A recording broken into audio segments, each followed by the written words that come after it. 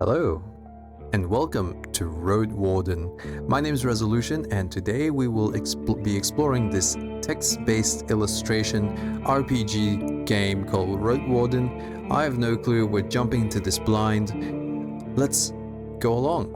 We marvel at the serenity of the forest and crave the shroud of its silence. Enter. Alright, let's start a new game. Everyone knows to stay away from the wilderness. Most people would never risk a lonely journey. Roadwardens not only accept this struggle, they embrace it. They deliver messages, assist merchants, burn human corpses, and if possible, get rid of the beasts and highwaymen. They live on the road, die young or retire early. It's a dangerous job, but a respectable one. And it pays well. Okay. I still have my doubts, but if I leave the safety of the city walls, I leave. I'm a Roadwarden. I have to leave. I leave the safety of the walls, the city walls. Do we want to go? Oh, the choice can't be altered later on. So maybe we go. This is story based. No time limit, more cash at the start. Let's not go with story based. I'm gonna go with standard because we're kind of familiar with RPGs at this point. Any gamer is at this point. So let's just go with this. Let's not go with restrictive just yet, because we don't know what the rules are. The wall is still standing. There are no wolves around, no stench of blood. Good signs. This should be the place you're looking for. You were supposed to meet with a group of soldiers, but you hear no voices, no sounds of labor. The gate is ajar, but the camp isn't safe. It may keep away the goblins and pebblers, but not beast folk, nor trolls, and the night is near. Your palfrey breathes heavily. It had been a long day. Alright, we need to look around. Let's do this carefully. This doesn't sound good. I'm not sure whether each storyline starts like this, but it's interesting. It really is. Let's peek inside. Your heavy boots hit the ground and the pain of the long ride finally catches up to you. You stretch out, bringing your back and legs comfort. All you want now is a table, a decent chair, a nice mug of beer, and some warm stew. With any luck, your axe won't be needed here. Okay, take care of yourself. If you're hurt or exhausted, some actions won't be available to you. The weaker you are, the higher the chance you die in combat. So what's this? 30 minutes before dusk, vitality. Okay, we feel well. That's good. Let's approach the gate slowly. If it's a military camp, it doesn't look the part. Plenty of wasted space. The fire pit is cold. Two people are sitting at the table, tired and disheartened. They're looking in different directions, paying no attention to one another. One of them is holding a cup. After a moment, you notice the quiet humming. You recognize the melody of light-hearted drinking songs from the city harbor.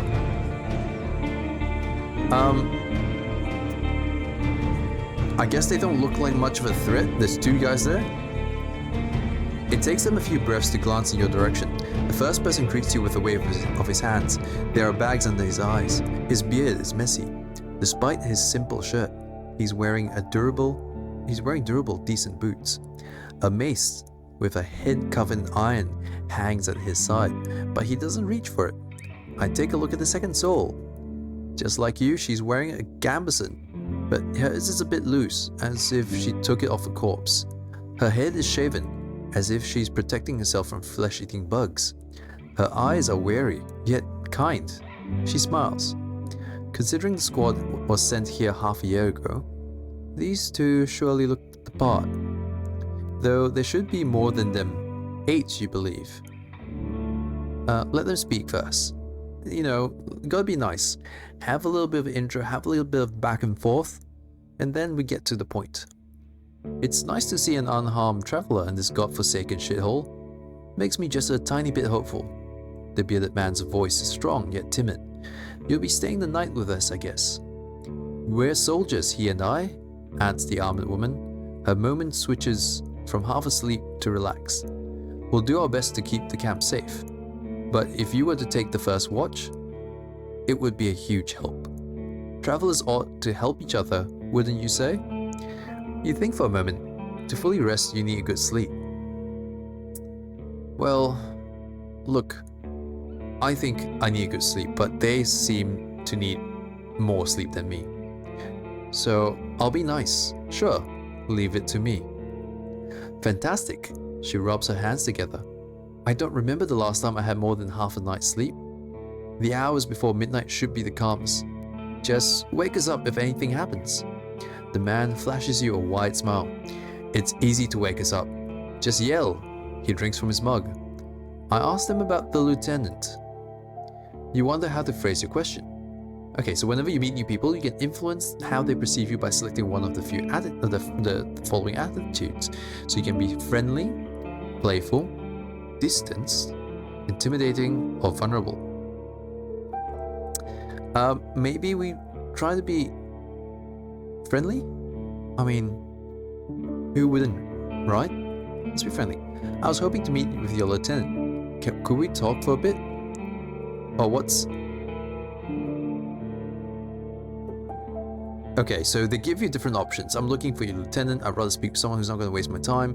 So I've had a long journey. I need to have a word with your lieutenant. I think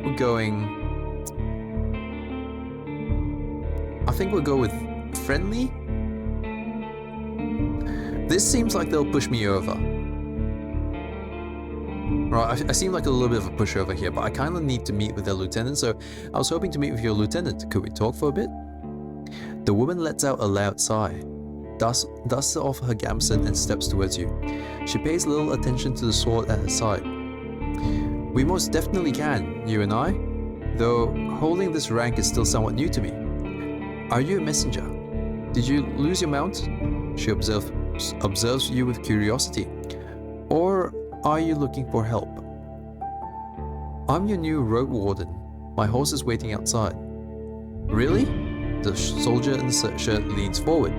That explains how you got here in one piece, all by yourself. Better bring your beast here, adds the lieutenant. We have no hay, but I bet it dreams of dropping its saddle. I'm Tulia, by the way. She reaches out her hand.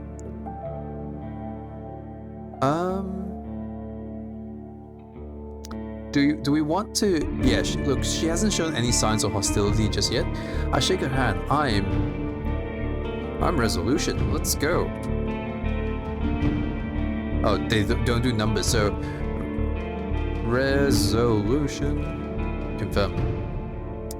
Her grasp is confident. The shake is slight. Just keep your horse away from the tent. She steps away. We don't need to smell its dung. There's this one issue. The soldier in the shirt also rises to his feet. We've no tent to spare. You'll have to use a blanket or something. No problem. I enjoy observing the stars. You walk through the gate. Your mount looks around and snorts anxiously. Not many humans could ride a horse. It's not only taller than you, but also bulky, as heavy as it is strong. You can get in the saddle within a single breath, but most people wouldn't know where to even begin. From every side, it's a wall of flesh. Horses were brought to the Dragonwoods from the conquest in the south. They can trot for a long time, but won't outrun some of the local monsters. Your palfrey needs you to survive, but without it, you too would be lost.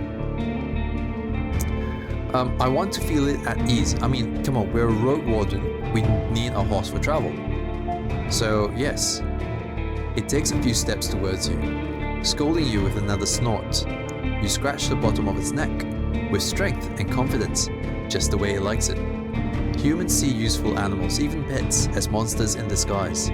Getting emotionally attached to them is believed to lead humans to their doom. But you know that horses need companionship. I speak to it gently and lead it to the camp. You end up next to the fire pit. Removing the saddle makes the horse nicker with relief. You take a couple of minutes to examine its back, just in case. While the riding equipment is not as heavy for such a strong animal, with enough time it starts to chafe. You wish it had something better to eat than this shabby grass. You should look for an inn. But I need to unpack. You haven't brought that many things, and you lost one of the sacks while fleeing the Crimson Corpse Eaters. Worst of all, you have no ropey left. But maybe the soldiers could share one. Shouldn't cost more than a dragon bone. Aside from the travel set, you own very few valuable possessions essential for your trade. Ooh, are we a fighter, a mage, or a scholar? I guess this is where we choose one of our classes. I spend my savings on some decent combat equipment. I have fine gambeson, an axe made of steel and a reliable crossbow, talisman, and a worn gambeson, or writing instrument, alchemical, and a healing potion. We'll take the most boring route, I think, or let's learn more. As a fighter, you'll have an easier time in physical challenges thanks to your superior equipment, hidden bonuses during the dice rolls. You'll be physically more capable in the other classes. What opens unique opportunities during social interactions is the best class for RPG beginners. Okay. If my vitality points. The mages use the Numa. First to top a limited pool of energy points spent spells. So your magic won't protect you better than a sharp axe, but as a mage you'll be able to heal faster while resting, detect magic in mysterious area, distract the beast with a simple trick, and find a common tongue with other magic uses. The scholar will know more about the world's mysteries than you, helping you take advantage on some unusual situations. Your character will impress the locals with its knowledge, and you'll be able to read the sparse written clues without anyone's assistance. Scholars struggle with combat. I think we'll take the scholar. As much as I think we'll struggle with combat, it is an RPG, so let's RP quite a fair bit. I'll play as a scholar. You unpack and inspect your belongings. Your water skin isn't pierced. The spare clothes are still here, just in case. You take a look at your wooden bowl and mug, your cape, tinderbox, bandages, food, rations, knife. Nothing special or too cumbersome. From time to time, your routine helps you avoid mistakes, but this doesn't make it any more exciting. Alright, so we can open our inventory and we can take hits. Okay, so this is our armor. We get 2 out of 4. It will stop the lighter attacks, but not for long. Lovely. Let's have a look at our inventory. Ooh. Unless you're occupied with another task, you can eat food, drink potions, and use your items from this menu. Be sure to click on each new item you receive, as some of them can have unusual applications. So we've got food rations, fresh healing potion, a pouch with coins, with 5 gold coins I think, a gambeson, alchemical ingredients, travel set, riding instruments, simple battle axe. Okay. I return to the soldiers. They're at the table again, observing your beasts and chatting between themselves. Your stomach growls at the sight of them, eating out wooden bowls. One more bowl was put at a previously unused end of the table. You can sit down on a tree log. Do we want? I join them and take a look at the meal. Well, I thank them for the meal, but I don't want to eat with them. I sit down and ask Tulia what she can tell me about this area. Maybe if I join them, I mean, food is always good. I join them and take a look at the meal. It's cold gruel, a meal eaten in times of hardship. This specific bowl is filled with water, hog millet, some strange-looking cereals, and blueberries.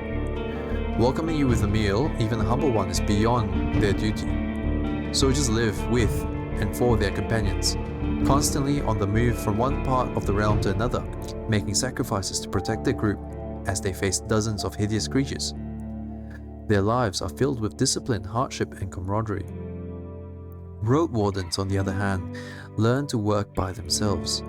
They seldom engaged in open combat, patrolling the same roads for years. They help the settlements stay in touch, but also maintain commerce, settle down, forge friendships. When there are no laws to follow, they use their own judgment. Different responsibilities, different lifestyles. I eat quickly, not focusing on the taste, then speak with Tulia. She's focused.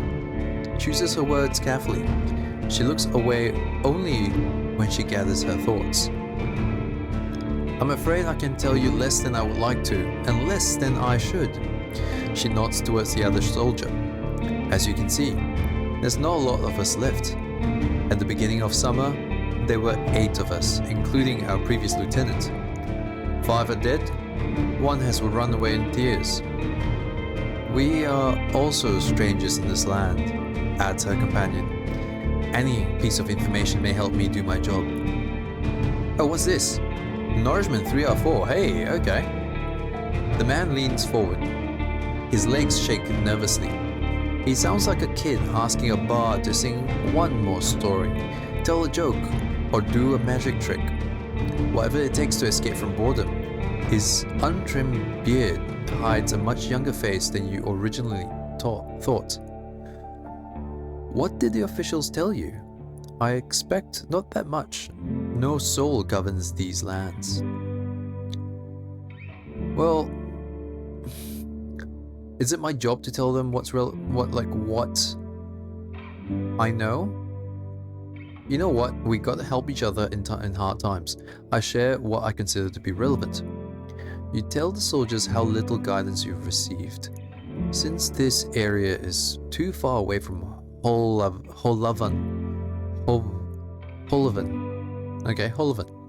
to keep it under control. You were warned that it is untamed and unknown.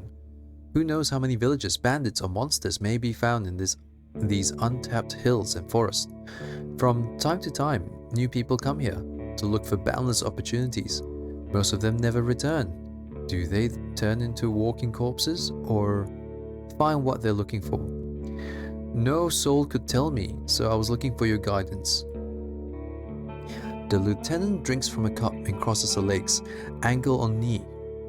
Seeing her chair make you doubt she'll ever find a comfortable position. Where should we start? Okay, we've got a whole bunch of questions here. Maybe ask any ideas on what happened to the previous Roadwarden? Tulia takes a deep breath. Aren't you a bit late for a rescue mission? We haven't heard from him for almost half a year. The soldiers speak for a bit between themselves, trying to get their story straight. They confirm that he has stopped by their camp a few times, but stopped showing up at all in early summer. The bearded soldier starts to scratch at the table with the tip of his knife without looking at you. I don't remember his voice. Always busy drowning in things to take care of.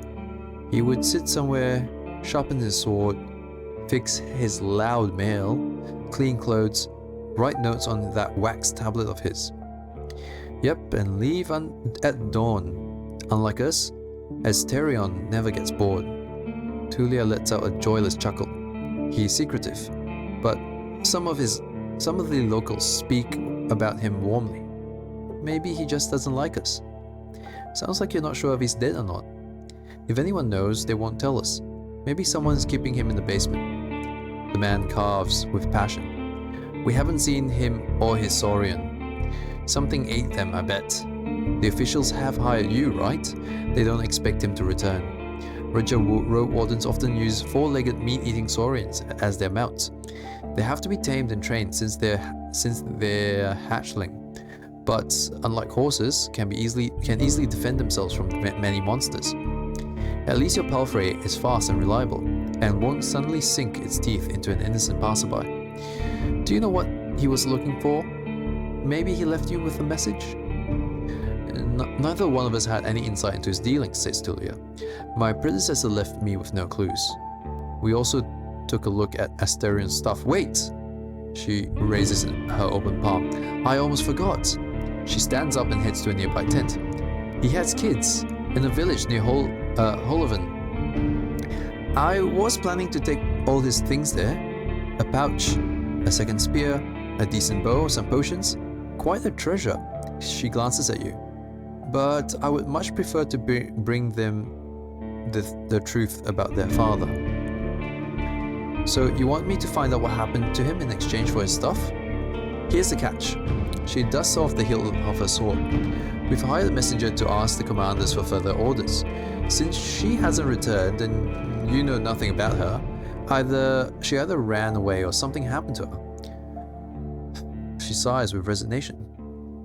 We are meant to stay here until fall. What do you think? Come, see us. Tell us what you've learned about the man, and we'll get back to Holovan together. You think about your real mission. You were planning to return to Holovan in the early fall anyways. If he's alive, I don't think he's going to be happy about me taking away all of his possessions. True, but he's considered dead. I doubt he'll be he'd begrudge you anything. And who knows, you may just find his shell lying on the roadside tomorrow. He wears mail, uses a spear mostly, maybe 5 feet tall but stout, long red beard, short hair, pale face, rarely smiles. She glances at her companion, but after he adds nothing, she sits down and stretches out her legs. So, find out what happened to him, dead, alive, left, just let me know. What should I know about the peninsula? I'll tell you what. I'll tell you what I know, and you'll be the judge, says the lieutenant. Jesus, the music's getting really up there for just a casual conversation. How long did it take you to get here from the city? On a decent pile freight. I guess it would be 3-4 days. When you confirm, she continues, from here you can reach the coast in about a day, as long as you don't make any stops. Do you know the situation, why no ships can get there? You nod. The sea route allows Holovan officials to keep in touch with the coastal villages, collect taxes, move the soldiers, collect lumber, deliver tools, but maintaining order on a wild coast such as this one is like filling the ocean depths with coins. Because of the rocks, you can hardly stop a ship 5 miles from the shore, and boats can't get much closer. She nods. I don't know much about fishing, but there's not that many people living by the shore, and they don't crave to stay in touch with the city folk. She pauses and her companion carries on. No soul from the north ever came to the camp, but when we traveled to the roadside inn, Pelt of the North, they're happy to trade and play dice. Why not just stay at one of the settlements? The man clears his throat. I mean, you know, we're here to guard this road, this camp is our post, and, well, he turns towards Tulia. She lowers her voice. Don't take it the wrong way, Resolution, but are you a devout soul? Oh, okay. So, what are our options? Okay, like most city folk, I believe that people should unite their strength to overcome threats in nature and dark magic. Everyone will be judged for both goods and evil deeds. Okay, part of the United Church. For many years I've supported the monastery that does its best to advance mankind's spiritual growth, artistry, herbalism, and magical research. Okay, so this is a research base and Order of the Truth. From small village, for me, my freedom shell. Okay, so this is based about fellowship and other people, strong connection to nature and spirits. Call me a pagan. Ooh, okay. And there's no evidence of the right's existence and all the mystical tales I explain by magic. No, I'm not. I reckon because I'm a scholar, I'll go with the Order of the Truth. I follow the teachings of an Order of Truth. Oh, I see. She hesitantly looks away. I don't know much about the River of Faith, but I'm sure we're not that different. I'm a Unite myself, she says with a sort of pride in her voice. So she follows the United Church. The people here are disquieting. Every few words. She taps the table with her finger. Their traditions won't help them negotiate with the officials. Here. She starts to draw lines with her index finger, as if she's pointing at an invisible map. The peninsula is connected with roads, like a big circle. In the northwest, you'll find a weird village at a bog. It's not exactly pagan. I don't think it even has a priest who claims to be an eremite. You nod. She means a fellowship. They do crazy shit, his companion chips in. They use the dead to cut down trees and dig in soil. Once I saw it, I begged to never return there. I see. You've heard tales such as this one since you were a child. If an isolated settlement manages to survive without city's influence, its customs and traditions grow more and more alien. Every generation learns how to adapt to the dangerous conditions they have to deal with, and the rustic pagan traditions muddy their river of faith. The United Church often warns its members about the crazy druids, necromancers, and blood mages, bringers of doom, the traitors to humankind. Okay. Maybe are they necromancers? Were you able to speak with them? You can see why you were not eager to go there if we could avoid it. The lieutenant chuckles. Maybe they'll be more welcoming to a Roadwarden. The roads are dangerous with little to no shelters. People need your help. The man in the shirt turns a bit and points a finger to the northwest. If you're heading to the undead village, you'll get to an inn first and soon. Tulia nods. The pelt of the north is a safe place. You can talk with the innkeeper or the guards and ask them about the road. And how about to the east? She stares off across the camp. Hard to tell. We went there only once. There are hills, forests, rivers. We saw tunnels sculpted in leaves and branches, but we didn't enter it. Wilderness all around. Any monsters worth mentioning and anything that could catch my mount? We saw all sorts of beasts. The man starts to count on his fingers. Goblins, treants, cats, large and small. Runners, howlers, wolves, spiked boars, mouflon eaters, griffins. But we've managed to stay away. Some could catch up with most mounts. Tulia glances at her companion, though a palfrey should be fine. The trees are so tall that flying creatures keep to the coast and the mountains. There's not that many humans around, and the animals are busy fighting amongst themselves. They fight more for food than territory. The soldier cracks his knuckles. Don't provoke them and ride fast. Just count on luck. That's all I need to know. Well, I've lost my rope. Can you spare one? You're in luck. She heads towards one of the crates and moves aside a large linen sack, revealing a rope. She brings it back and nonchalantly sits down at her chair. Take it. I was planning to leave it behind. I take a closer look. It's a fine rope we've got. Regular rope made of hemp fibers. I take it and offer some food in return. Do I just buy it? I've got some food, but I'll just buy it for 0. Tulia nods. For now, you leave the rope on the table. What happened to your squad? The man shrugs. Bandits happened, and monsters. A strong band, though, his companion chips in. When we got to the peninsula in spring, we saw some people living in this camp. The lieutenant decided to avoid it and look for an inn. We had to travel through the night for a bit. The bearded soldier scoffs and crosses his arms, but she carries on. If he had decided otherwise, we would all have died that day. The innkeeper explained that the camp is a trap, that the armed ones pretend to be soldiers, stay there the night, lose everything you have. Sounds like slave hunters. Tulia sighs. Very much so. They killed some and took the others away. Who knows where?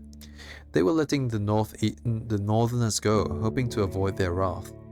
It kinda worked, adds the soldier. We asked them for help, but they refused. We had to clear the entire camp on our own, and that's why 3 of our people died. Don't exaggerate, it's not like the lieutenant didn't make a mistake. He wanted to get rid of them and take over their camp, but we didn't know our enemy well enough. We were outnumbered, and they had an ice mage amongst them. She looks at you. At least we cleared the road, saved lives. You mentioned monsters as well? Nothing that would surprise you. Those of us who survived the skirmish were young, too inexperienced to spend the summer in this place without a good leader, and they didn't trust me. One of them got caught by a treant. Another one ignored my orders to perform some sort of ritual hunt. So a werebear tore her to pieces. The last one tried to act tough. Didn't tell us that she had cut his hand. Didn't tell us that he had cut his hand while cleaning on his gambeson. She lets out a ghastly chuckle. We had to cut it off, and he was so ashamed that he decided to walk north, find a new life, disappear. Idiot. What a colorful journey. The man tries to drink from his mug, but it's empty. You've made the place safer. Barely. Tulia seems tired. And who knows if it was worth the lives and effort. Oh my god. Okay, it's nighttime already. We've still got to go through everything. Okay. How did you become a lieutenant? That's not much of a story, honestly. She looks at her hand, which is currently rolling a mug over the table. In the city, there's a strict order of, what should I call it? She exchanges a look with her companion, but he can't help her. Well, leadership succession, I guess. Holovan chief selects commanders, those select lieutenants, and those put their soldiers in order of priority. If a lieutenant dies, they get replaced by the next soldier in line. So you were his successor? Nah, not exactly. When we fought the bandits, our lieutenant was hit by a slingshot. His boyfriend jumped to help him, but failed to protect either of them from a spell. It was like a ball of ice that hung above them and then exploded, piercing their heads, completely avoiding their shield. Really unpleasant. She pauses. And you were the third one in line, is that right? Basically, yeah, she said without enthusiasm. I didn't plan to become a leader, though I'll get demoted once we return to the city. I prefer to follow anime. Anyways. Anime. I prefer to follow anime, yes, sure. What was your squad's mission? The lieutenant looks into your eyes. You know, the usual. Making the road safe, keeping people alive. I explained that it may be important for me to know what they have tried to accomplish. I can't really tell you. Let's just say it would be nice to have a reliable outpost somewhere nearby. A place where you can always find a group of fighters willing to protect you in the name of the law. She tilts her head back. Now, if you have any other questions... Anything I should know about this camp? The story is brief. Some merchants built the camp to have an extra stop for mules and donkeys, just between the inn and the southern villages. There's plenty of grass here and a pond nearby. When the peninsula grew more dangerous, the camp stood abandoned, from time to time serving as shelter for travelers. The bandits came here in spring, further paralyzing the exchange of information between northern and southern settlements. Since these highwaymen are no more, the situation may reverse. Time will tell. You can sleep here whenever you want, the man concluded the tale, though we don't expect you to wake up without pain in your back. If you or me, where will you go next? The soldier answered quickly. To the inn, of course. He grabbed his empty mug. The one to the northwest from here. If you can't afford the room, the main hall is free of charge. The locals rarely gather there. The northern road is much more traveled, mentions Tulia. But the hunters will tell you about this and that, and you'll have a chance to introduce yourself. The innkeeper can listen and knows many souls. Any tips on how I can make a good first impression on him? She smirks. Avoid cheap jokes. Stick to trade. Don't waste his time. Show him that you can be relied on. It's getting late. We should prepare for the night. Ooh, archive. Okay. Cool. So that's like a history of everything. I agree. Tulia sighs with relief. And may you do better than Asterion did. Stay vigilant. She winks at you, shattering the mask of a soldier. Thank you for your help. You go to the barrel and splash water on your face, which makes you even more aware of how much you need a bath. After the night, it will only get worse. Your horse is already napping, still too anxious to lay down. Okay, stay tidy to have a better chance to influence others. Okay, so our appearance is only 2 out of 5. Cool. You won't get much cleaner without proper bath. Okay, I prepare for my watch. The soldier in the shirt is eager to guide you. Just observe the area. There's plenty of griffins around, though they won't try to jump over the palisade. Probably better watch out for the apes. They climb up and carry out any food they can find. And there's this one really loud were-elk that keeps smelling the wall, although it has never tried to get in. He points at the gate. The lieutenant and I will block the entrances. They're quite heavy, so if anyone comes here looking for shelter, better call us to help you out. And if this someone is being chased by wolves or anything, better throw them the rope instead. He scratches his head. If it gets cold, feel free to make a fire, and the best place is on the watchtower. You may want to put a blanket there or something. The watchtower? He gives you a long, puzzled look. Oh, here. He points at the pile of crates. Oh, that one there. Jesus. Just climb up to the tallest one. You'll have a great view at the northern side, the more dangerous side. And also, I know you're tired after all that riding.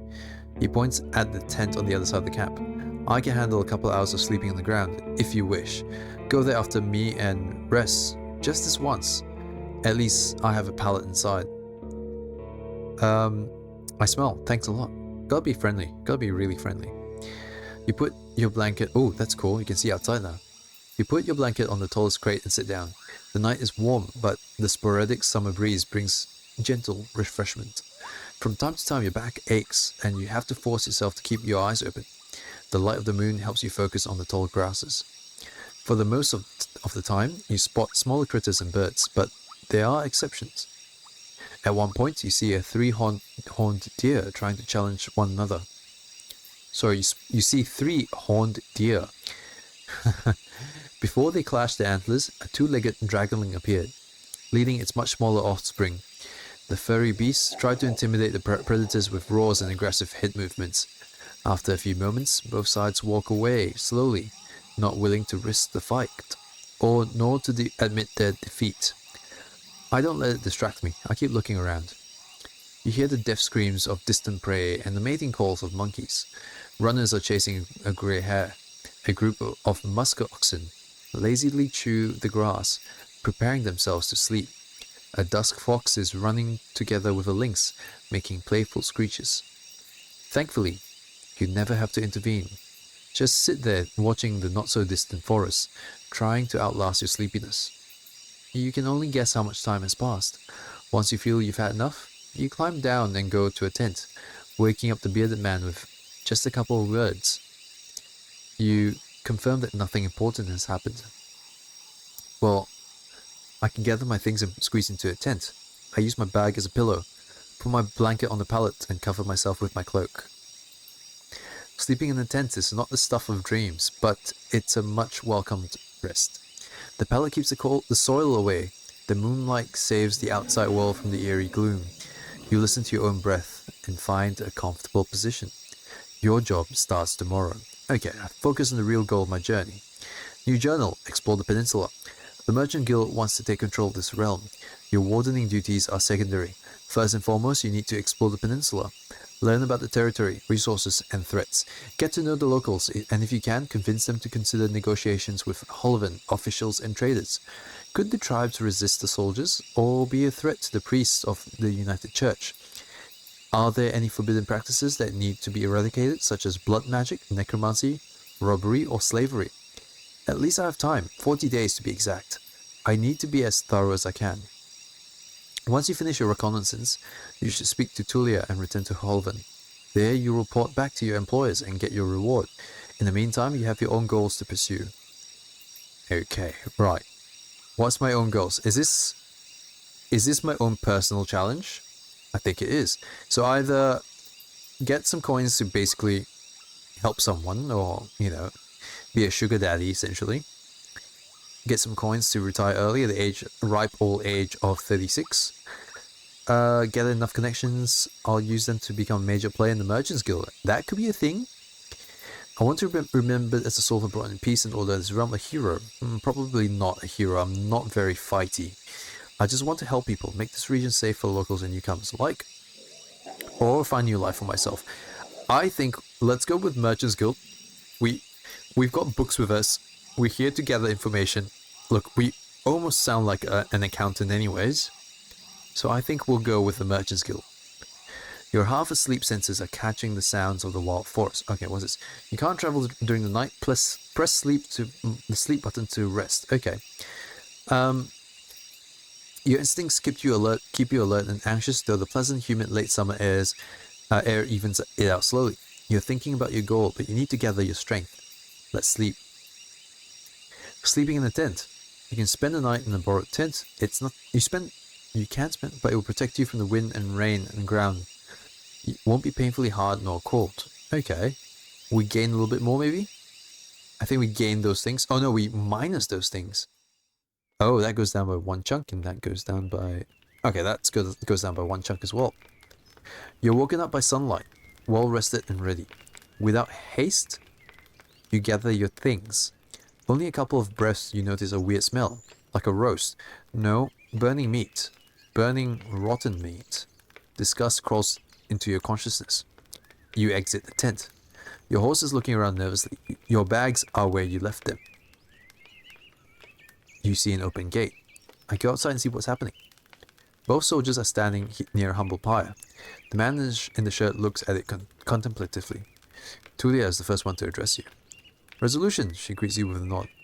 We've used the horse's manure for the flames, so don't worry about cleaning it up. You see a corpse amongst the flames. It's impossible to tell if it belongs to a male or female, but it wasn't an adult. The burning process won't be over for a couple more hours. A traveler or an undead? The latter, a young one. She lacked the pneuma to understand that she couldn't get inside the camp without climbing. I stabbed her with a spear from a safe distance. She shifts away. One more fog and she'd be a real threat. Even now, it took a couple of hits to knock her down. Sooner or later, every human shell wakes up, gaining more strength with each soul it devours, and each moment it spends in the fogs. Burning the dead is not just a religious practice, it's a necessity. Soldiers, priests, village mayors, even road wardens. Making a large pyre takes a lot of time, but it saves lives. Tulia calls this undead a she. Most Unites hesitate to do so. Time for me to leave. Running away from the reek, huh? I don't blame you. She walks with you for a few steps. Find us here if you need us, or if you learn what happened to Asterion. There's enough ground here for you to rest. Safe travels. These words make you stop. An old farewell mocked in a number of songs and tales. But yet you hear no scorn in Tulia's voice.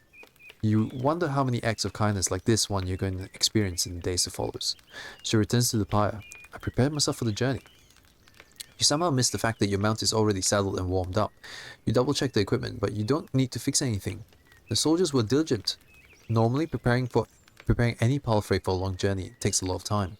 You put on your gambeson and make sure that your axe is tightly attached to your belt.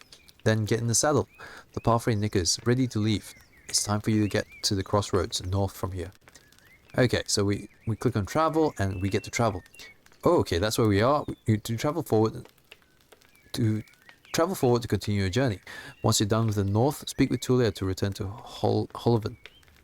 Okay, so let's go north. Even at a later hour, you wouldn't have expected to meet any travelers in the valley. The warm summer breeze lures your mount forward, but the serene chirping of birds is quickly replaced by the distracting screeches and gurgles coming from further down the path. You soon find a pack of four-legged griffins. They are larger than the foxes and merge the feathers of birds and furred beasts.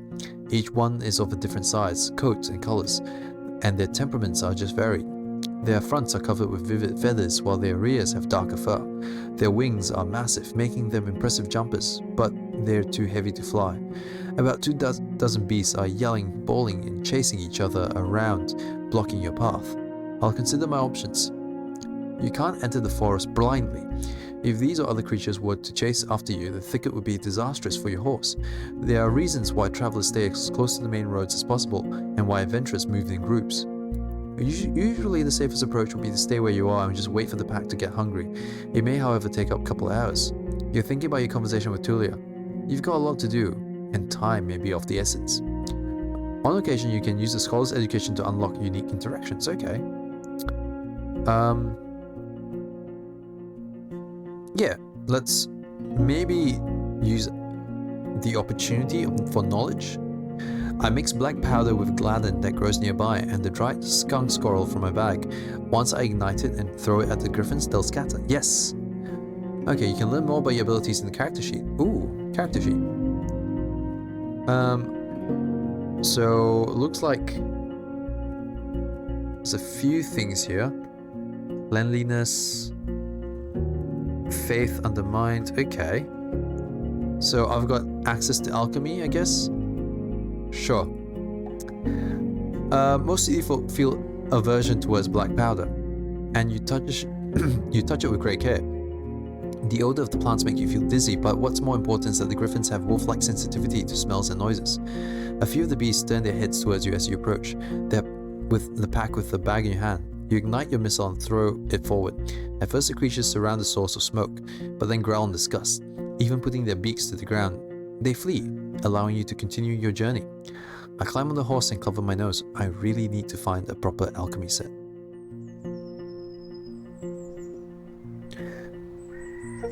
Okay, we've got an achievement by the looks of it. We've reached the first crossroads. Keep track of your achievements as your journey unfolds. I used to be a scholar.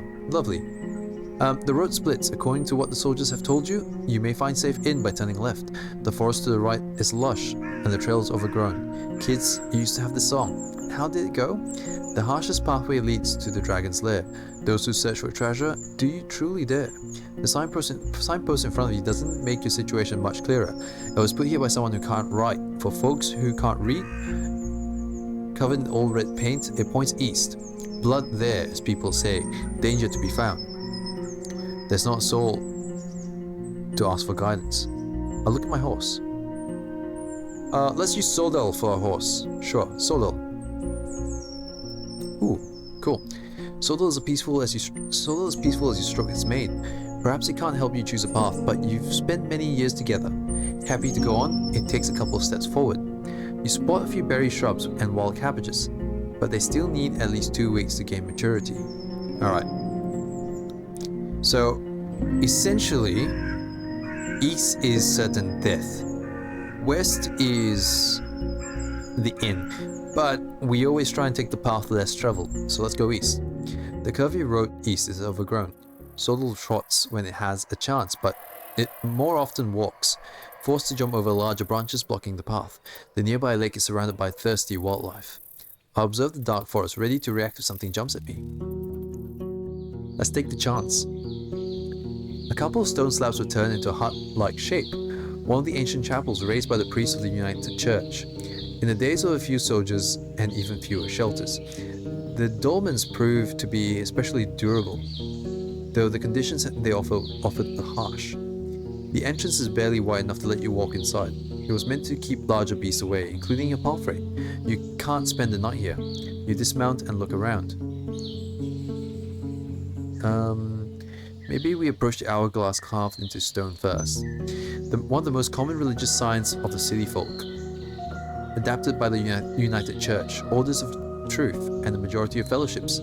It's used in temples and during funeral rites, but also to decorate codices or jewelry. The winged hourglass portray the ephemerality of life and the rigidity of time. Where possible, they're made of steel, signifying the strength of humankind's determination and innovation. Well, let us should bow before the hourglass to honor the brave builders. Yes, let's do that. You stay in front of the symbol, lowering your head and gathering your thoughts. You try to imagine the struggles of the valiant builders who put their time, sweat and blood into gathering, shaping, transporting these huge rocks. They were led by a vision, one that requires artistry, planning and a sense of shared purpose. They did it for the sake of future generations, and even if their names are forgotten, they've saved many lives. The orders teach to be thankful for such sacrifices. In your silent prayer, nature seems both distant and complementary. It doesn't shape itself around your thoughts, but you feel like nothing's going to hurt you. Not while you're here. So for a while you balance between chaos and order. So be it, you say at the end of your prayer, as the tradition has taught you. The birds are singing delightfully. After my prayer, I step away. Sodal is playfully poking the nearby bushes with his nose, ready for the further journey. Let's enter the chapel. The beams of light get through the gaps between the rocks, but you can hardly see anything. A torch would fill the place with smoke, but the candle will suffice. You wonder how many travelers have sat on this cold rock, observing the entrance and fighting with the heavy eyelids. I look around. What are you looking for? Or paying attention? Example, door. Oh, okay. What was it? Slab? Confirm? Even though a part of the ground is covered with a single massive slab, there are parts free of any flooring. You see soil, small rocks, sand. In one spot, you find the remains of charred wood.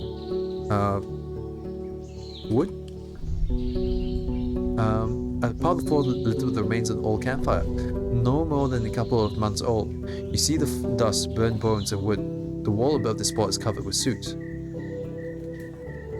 Let's look at the soot, maybe. The walls. They're all around you. Maybe the floor. This is interesting. Right. So there's nothing really noticeable here. This is interesting. This is very interesting that that they've done it this way. Okay, let's go outside. Sodal is leaning against the wall, napping. No. Let's go back outside. Let's go map and continue traveling. Go outside.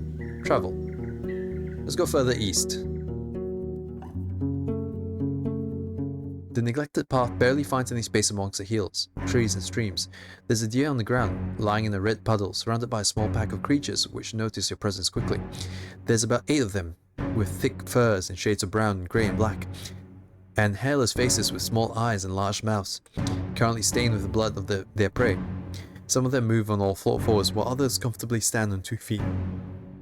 They are 2 to 3 heads shorter than you, but your mount which truly towers over them, and you see how a couple of the beasts take a few steps back, grunting and glancing at one another.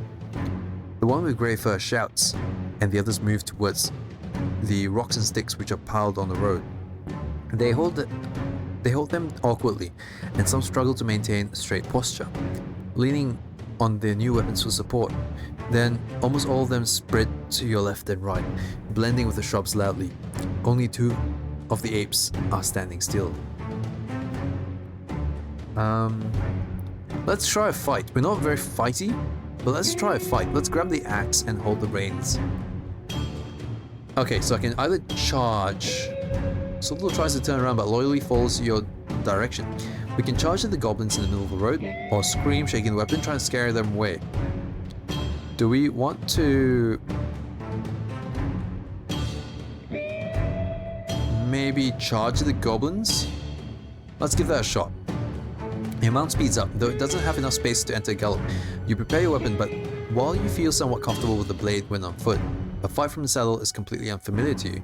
The younger goblin attempts to stop your horse, but the strike it receives sends it into a nearby bush, screaming in pain.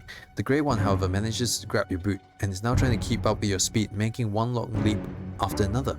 The first strong swing of your axe wasn't able to reach the target. A spear would do better in this scenario. Let's probably kick it off? Or aim for the head. Let's aim for the head. A lucky swing of your axe hits its skull, not only crushing the bone but also pushing it out of your way. It rolls over the road and your mount runs faster. Still riding, you shake the blood off your blade. Your leg is free and the road is clear. We ride as fast as we can. For a few moments you hear the angry shouts and screeches, but soon after that it's again only you and your mount. Time to see what's going on to find what we're going to find down the road. Okay, we go further down. Oh, a wagon. A round pine tree blocks the road. For a wayfarer, walking over the thin branches at the top is not much of an issue. Even Sodal, let on the rope, could walk around the stump, but a large wooden wagon couldn't move onwards in one piece. At least not without detaching the mules, unpacking all the wares, and moving everything by hand. Cutting the tree into pieces would take hours, even with the proper tool. And you just can't hope to move it with just the muscles that you and your mount have to offer. Okay, so it's still 12 hours before dusk. I can't move it, so I want to look around first. Let's investigate the surrounding area. You walk deeper into the wilderness, searching through the shrubs and trees. You don't find any side paths, nor remains of a camp or a hamlet. The first game trail you find has been used exclusively by animals. Let's have a look at the tree. Leaves are not completely dry. When you break one of the twigs, it still contains water. There are no signs of sickness that you can recognize, and the termites or other bugs are still sparse. Beneath the trunk, there's no blood, no abandoned limbs. Let's have a look at the stump. You don't find any marks of maw and paws. The top is hip-high and unnaturally smooth. You can comfortably sit down on it. Okay. Maybe the tracks? The trampled grass, you find 2 sets of tracks that follows. There are no hoof prints. The first set is near the destroyed wagon. The wayfarers suddenly stopped. You can see where they made a sharp turn. The second trail is close to the tree stump. Most of the marks were left by flat, cheap boots, not suitable for long walks, but someone was wearing hard, white heels distorting the ground. Both trails avoid the eastern wilderness. They stick to the main road and lead you north. They could have belonged to 24 people, maybe more. You follow them for a bit, but lose them once there's no more mud and tree needles to find. Let's have a look at the wagon. The planks are firm and there's still no mustiness in the air, but the vehicle needs to be pushed. The vehicle needs just to push to fall to pieces, like a child's toy with nothing to keep the parts together. There are ways to construct a wagon with just wood, leather and fiber, but you find the marks of hinges, braces and nail clamps which are now all gone. The wheels are missing their steel rims. You only find one linen bag, empty and moist. You can't estimate how deep the tracks are. The ground was hard, so the cart's weight wasn't a significant factor. Man, there's so many things to go on here. Okay, let's have a look at the river. It will only take you 2 steps to disappear into the deep water. The rocky bank smells fresh and is filled with the sounds of frogs, insects and birds. It's not a good spot to quench your thirst. The beds of long kelp, pulled by the flow of the river, are crowded with fish and 4-legged creatures that you don't even recognize. You keep an eye on the land. There's no carcass in sight, and no signs of shells that would be left nearby. I guess the bushes? Ooh, we found an arrow. There are no berries left, only broken twigs, fallen leaves, and trampled grass. You notice a pointy arrow made by a human hand, with a head made of horn and black-orange fletchling. These feathers originally belonged to one of those local pheasants. You see no arrow marks around, not even on the wagon. The western hill. The rocky wall isn't much of a challenge. The top of the hill is covered with short grass and sparse trees. You notice a couple of bushes with good view of the road, just next to the remains of the campfire, charred pieces of wood, ash, bird bones, trampled glass, and a broken earthenware bottle.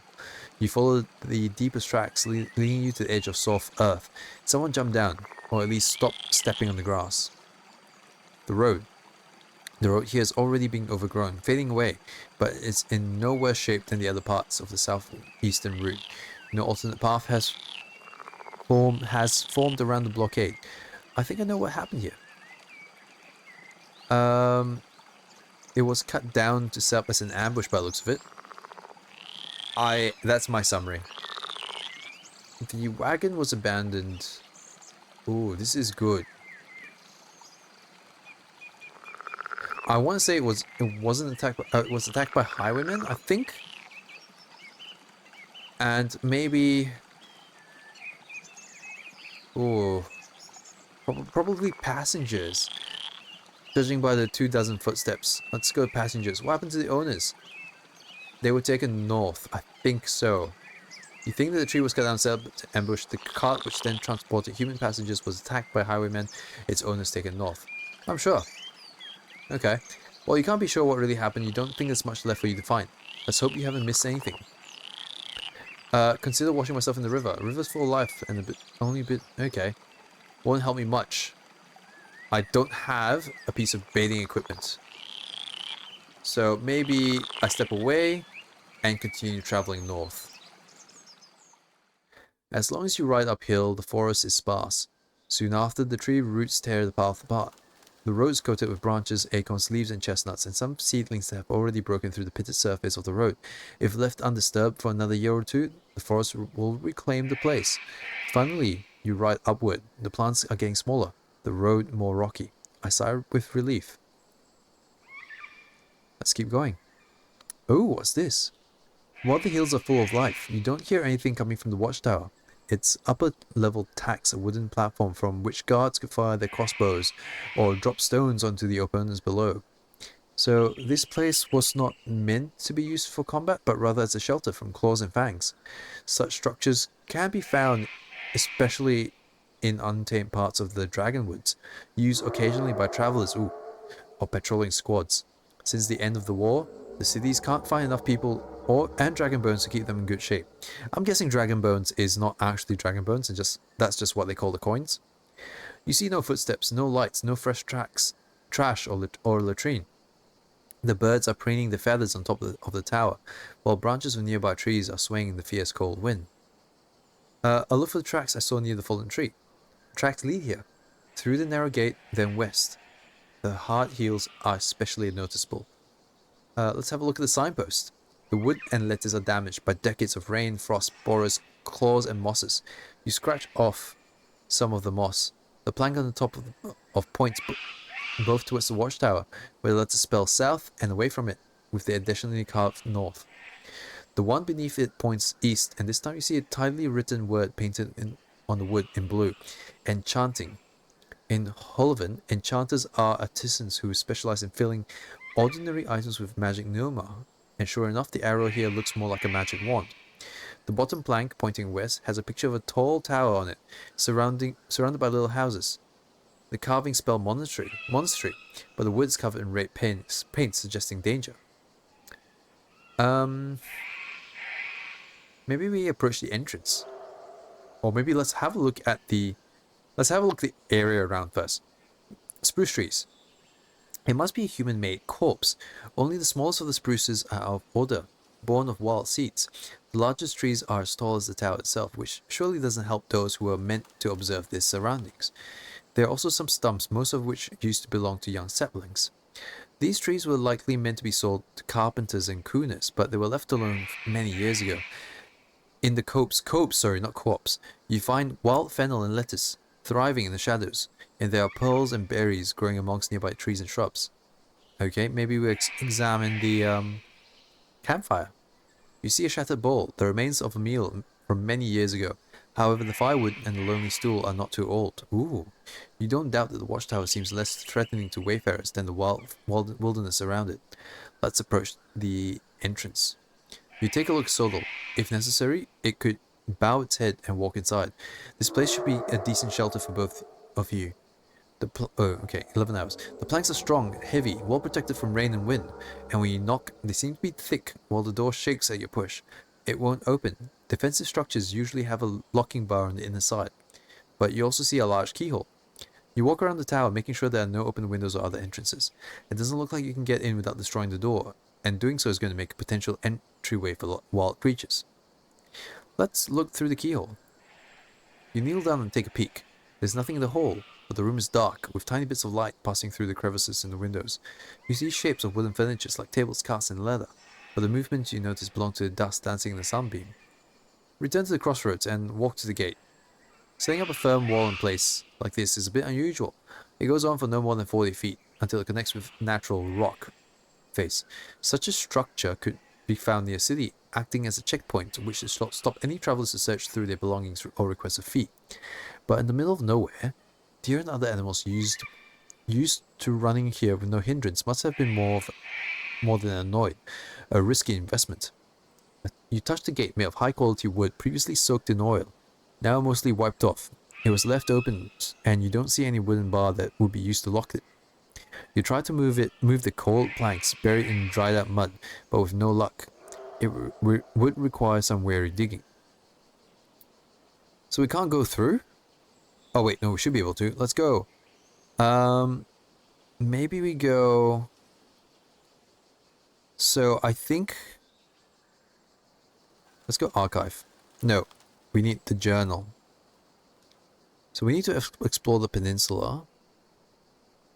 But I think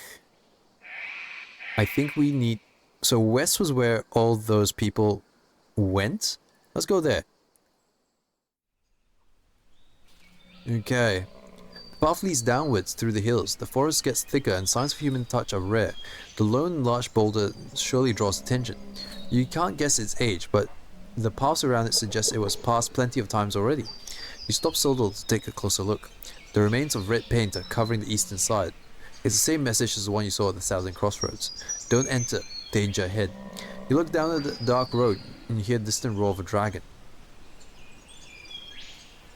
Who's the right? Okay, I don't think I'm ready, so let's not enter the heart of the forest just yet.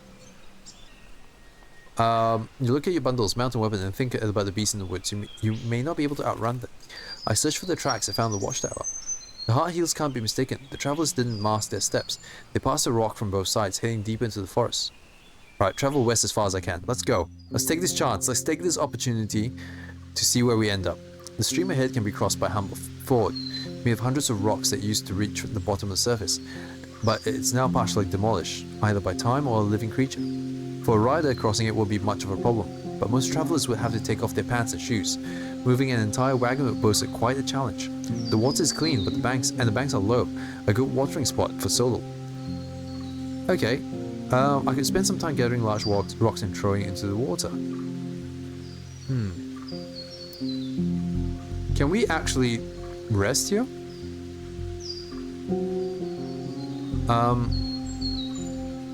How much time do we have? Okay, an hour. Let's go an hour. You let Sodal graze and drink by the stream. You wander along the edge of the dark forest on one side, and a colorful meadow on the other side, and seeks rocks smaller than your head.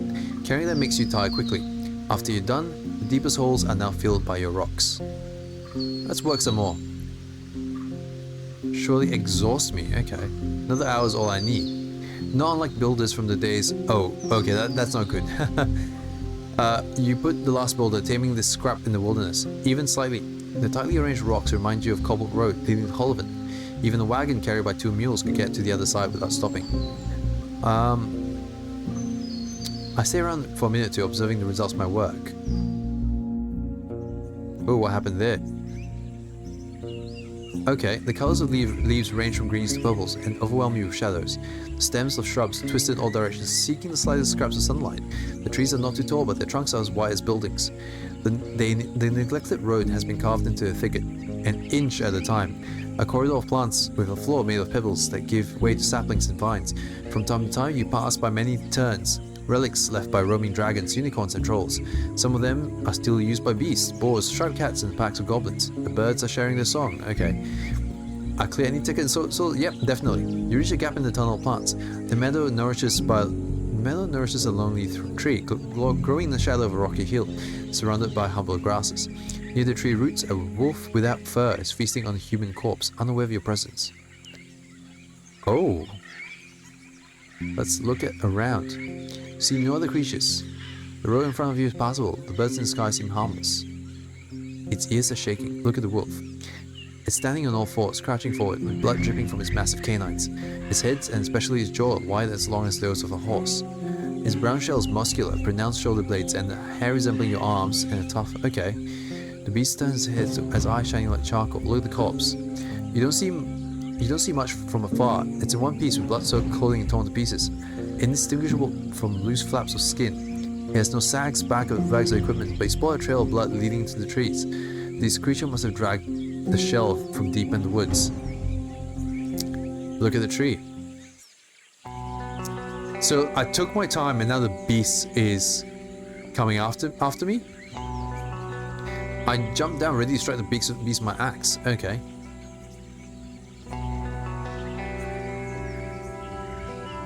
What do we want to do?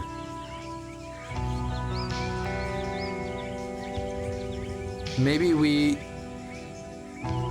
duck down beneath it and cut the stomach. You slide beneath the jumping creature. It's in the air, aiming the place where your throat used to be. You keep your axe high, striking the beast's skin just barely. Your knee burrows into the grass. You hit the ground with your face. A cricket runs away from your mouth. What? I get up. The beast walks around with a lowered head, seeking an opportunity and getting used to the wound. You can't tell anything from his black eyes. Your foe keeps his distance, hesitant to strike. Let's not throw our axe at it. Maybe that? Oh no! The beast jumps at you and pins you to the ground, but not before you cut into its side, spasmodically moving the blade up and down, side to side. The wolf endures the pain, and you fail to hold its throat with your forearm. The blood gushes out of your neck. Resolution's soul has left its shell.